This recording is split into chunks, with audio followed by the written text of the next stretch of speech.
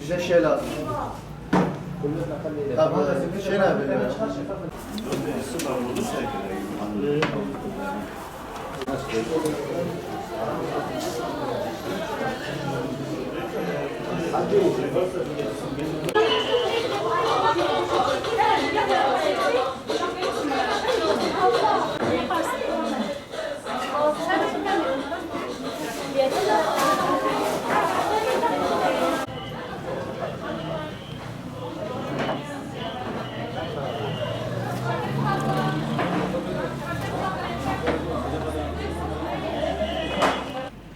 ...20-26 tarihleri arasında sürecek olan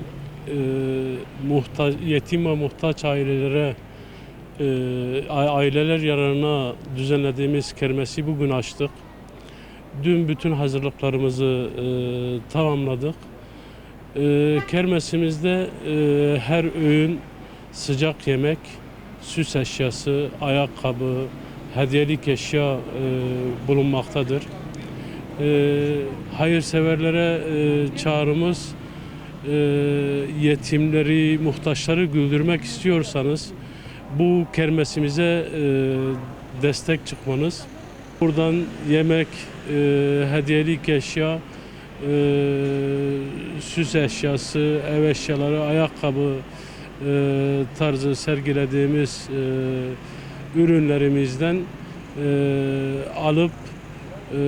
alıp kermesimize katkıda bulunmanızdır.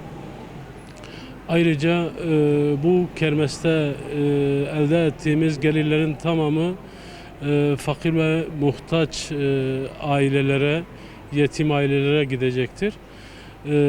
Dolayısıyla katılımın yoğun bir şekilde olmasını bekliyoruz. Şimdiden hayırseverlerin yapacağı ve iştirakçilerin hayırlarını